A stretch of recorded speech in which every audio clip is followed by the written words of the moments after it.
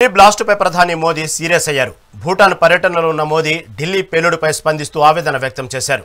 ఢిల్లీ పేలుడు మనసు కలిచివేసిందన్నారు. ఇప్పటికే ఉగ్రకుట్ర మూలాలు గుర్తించామని, ఢిల్లీ ఘటనపై ఎప్పటికప్పుడు సమీక్షిస్తూనే ఉన్నామన్నారు. ఇదిలా ఉంటే కేంద్ర హోంమంత్రి అమిత్ షా అధ్యక్షతన మంగళవారం కీలక సమావేశం జరుగుతోంది. కేంద్ర హోంమంత్రిత్వ శాఖ కార్యాలయంలో ఈ భేటీ ప్రారంభమైంది. హోం కార్యదర్శి Govind Mohan, intelligence bureau director, జాతీయ దర్యాప్తు సంస్థ director general, Delhi police commissioner, ఇతర సీనియర్ అధికారులు హాజరయ్యారు. వీడియో కాన్ఫరెన్స్ ద్వారా జమ్మూ కాశ్మీర్ డీజీపీ, కేంద్ర పాలిత ప్రాంత ఉన్నతాధికారులు పాల్గొన్నారు. ఢిల్లీ పేలుడుపై ప్రాథమికంగా అందిన సమాచారం, ఉగ్ర సంస్థల ప్రమేయం, భారీ కుట్రపై సమీక్షిస్తున్నారు. సోమవారం సాయంత్రం దేశ రాజధాని ఢిల్లీలో భారీ పేలుడు సంభవించింది. ఎర్రకోట మెట్రో స్టేషన్ పార్కింగ్ స్థలం దగ్గర పేలుడు జరిగింది. ఈ ఘటనలో ఇప్పటి వరకు 12 మంది చనిపోయారు, అనేక మంది గాయపడ్డారు, ఆసుపత్రిలో చికిత్స పొందుతున్నారు. ప్రస్తుతం దర్యాప్తు సంస్థలు కేసు నమోదు చేసి విచారణ జరుపుతున్నారు. ఇక నిందితుడికి సంబంధించిన వీడియోలు కూడా వెలుగులోకి వచ్చాయి. అయితే బాంబు పేలుడు ఘటనలో పలు కీలక విషయాలు వెలుగులోకి వచ్చాయి. సోమవారం ఫరీదాబాద్లో 2 అనుమానిత ఉగ్రవాదులను భద్రతా బలగాలు అదుపులోకి తీసుకున్న విషయం తెలిసిందే. ఆ గ్యాంగుకు చెందిన వ్యక్తే సోమవారం బాంబు పేలుడుకు కారణమని పోలీసులు ప్రాథమిక దర్యాప్తులో తేలింది. సహచరులు దొరికిపోవడంతో తాను కూడా పట్టుబడతాననే ఆందోళనకు గురైన నిందితుడు ఎర్రకోట వద్ద ఆత్మాహుతి దాడి జరిపినట్లు పోలీసులు అనుమానిస్తున్నారు. ఫరీదాబాద్లో పట్టుబడిన అనుమానిత ఉగ్రవాదుల వద్ద స్వాధీనం చేసుకున్న పేలుడు పదార్థాల వంటివే తాజాగా బాంబు బ్లాస్ట్లో ఉపయోగించినట్లు అధికారులు గుర్తించారు. డిటోనేటర్లు, అమోనియం నైట్రేట్తో పాటు ఇంధనం ఉపయోగించి పేలుడు జరిపినట్టు తెలిపారు. పేలుడు జరిగిన కారులో ఉన్న వ్యక్తిని డాక్టర్ ఉమర్ మహమ్మద్గా పోలీసులు గుర్తించారు. సోమవారం పట్టుబడ్డ ఉగ్రవాద ముఠాకు ఉమర్ మహమ్మద్కు సంబంధం ఉందని భావిస్తున్నారు. పేలుడు జరిగిన సమయంలో కారులో ఉమర్తో పాటు ఇంకెవరైనా ఉన్నారా అనే విషయం తెలుసుకోవడానికి దర్యాగంజ్, పహార్గంజ్ ప్రాంతాలలోని హోటళ్లు, లాడ్జీల ఎంట్రీలను తనిఖీ చేస్తున్నట్లు పోలీసులు తెలిపారు.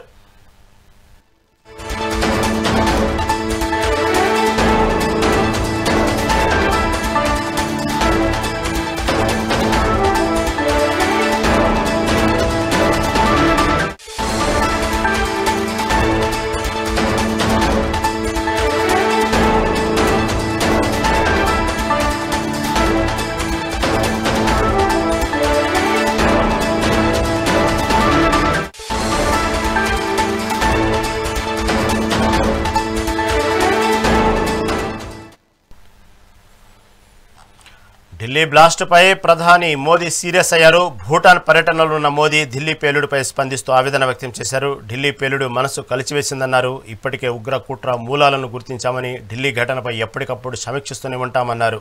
దీని గురించి మరింత సమాచారం మా ఏపీ ఇన్పుట్ రైటర్ నరేంద్ర అందిస్తారు. నరేంద్ర, చెప్పండి, ఢిల్లీ ఏదైతే నిన్న బాంబు బ్లాస్టింగ్ సంబంధించినటువంటి ఏదైతే ఉందో, ఈ బ్లాస్ట్పై మోడీ ప్రధాని అయితే బాగా సీరియస్గా ఉన్నారు. ఢిల్లీ ఘటనపై ఎప్పటికప్పుడు సమీక్షిస్తూనే ఉన్నామంటున్నారు. ఇదిలా ఉంటే ఇటు కేంద్ర మంత్రి, హోంమంత్రి అమిత్ షా కూడా అధ్యక్షతన మంగళవారం అయితే కీలక సమావేశం జరుగుతుంది. కేంద్ర మంత్రిత్వ శాఖ కార్యాలయంలో ఈ భేటీ ప్రారంభమైంది.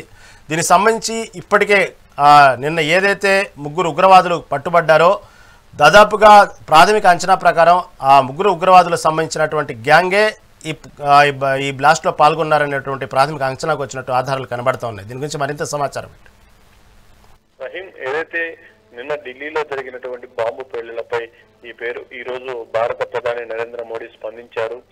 భూటాన్ పర్యటనలో ఆయన దీనికి సంబంధించి కూడా కీలక వ్యాఖ్యలు చేశారు.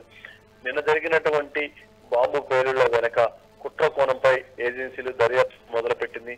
ఢిల్లీ పేలుళ్లపై పూర్తిగా కూడా అధికార యంత్రాంగం అంతా కూడా దృష్టి పెట్టింది. దానికి సంబంధించి సూత్రధారుల్ని, పాతదారులను వదిలిపెట్టేది లేదంటూ కూడా ప్రధానమంత్రి నరేంద్ర మోడీ బహిరంగ సభలో వార్నింగ్ ఇచ్చారు. ఆ రియాక్షన్ ఏ రేంజ్ లో ఉంటుందో మనం ఊహించుకోలేనటువంటి విధంగా కేంద్రం ముందుకు వెళ్ళబోతుందనేది చాలా స్పష్టంగా అర్థమవుతుంది. తన దగ్గర ఉన్నటువంటి పేలుడు పదార్థాలతో ఆత్మాహుతి దాడికి వ్యక్తులు పాల్పడినట్లు చాలా స్పష్టంగా ఇప్పటికే అధికార యంత్రాంగం అంతా కూడా పసిగట్టేశాయి. డిటోనేటర్లు, అమోనియం నైట్రేట్ ఇంధనాలతో పేలుడుకు పాల్పడినట్లు కొంత ప్రాథమికంగా అయితే ఒక నిర్ణయానికి వచ్చేశారు. ప్రాథమిక దర్యాప్తులో వెల్లడైనటువంటి విషయాల్ని పరిగణలోకి తీసుకొని ఏ విధంగా ముందుకు వెళ్లాలో ఆ విధంగా ముందుకు వెళ్తూ ఉన్నారు. ఇప్పటికే ఏదైతే దేశవ్యాప్తంగా ఇలాంటి సంఘటనలు పునరావృతం కాకుండా ఎక్కడికెక్కడ చేయాల్సినటువంటి భద్రతాపరమైనటువంటి ఏర్పాట్లు అన్ని కూడా చేస్తూ ఉన్నారు. ఈ దేశంలో ఇలాంటి సంఘటనలు ఏదైనా సరే మొత్తం దేశం అంతా కూడా ఏకతాటిపైకి వచ్చి ఖండించేటువంటి పరిస్థితి ఉంటుంది. ఈ రోజు ఉదయం నుంచి దేశవ్యాప్తంగా అన్ని రాష్ట్రాల్లో కూడా ఈ పేలుల్ని అక్కడున్నటువంటి స్థానిక నాయకులు కానీ, ప్రజలు కానీ, ప్రజా సంఘాల నాయకులు కానీ ఖండిస్తూ ఉన్నారు. ఇలాంటి దాడులు ఎవరు కూడా హర్షించేటువంటి పరిస్థితి లేదు. దీనికి ఏదైతే గతంలో దాడులు జరిగినటువంటి సమయంలో అన్ని పార్టీలు అందరూ కూడా ఏ విధంగా అయితే ప్రధానికి మద్దతు తెలిపి ప్రధాని వెంట నడిచారో అదే విధంగా కూడా దీంట్లో కూడా ప్రధానికి మద్దతుగా నిలిచారు. మొత్తంగా దేశవ్యాప్తంగా దీని మీద ఇప్పుడు పెద్ద ఎత్తున చర్చ జరుగుతూ ఉంది.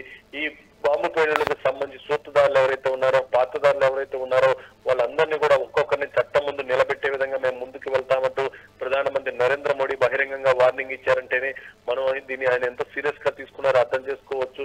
దేశవ్యాప్తంగా దేశం నడిపొడ్డున నిన్న అంత పెద్ద ఎత్తున బాంబు బ్లాస్టింగ్ జరగడం, ఆ బాంబు బ్లాస్టింగ్ వల్ల అంతమంది ప్రాణాలు కోల్పోవడం, దాంతో పాటు పెద్ద ఎత్తున చాలా మంది గాయాల పాలవ్వటం, అక్కడ ఉన్నటువంటి పరిస్థితులను కూడా చూస్తే ఒక్కసారిగా ప్రతి ఒక్కరు కూడా పూర్తిగా కూడా దీనికి సంబంధించి దాని తీవ్రతను అర్థం చేసుకునేటువంటి పరిస్థితి చాలా స్పష్టంగా కనబడుతుంది.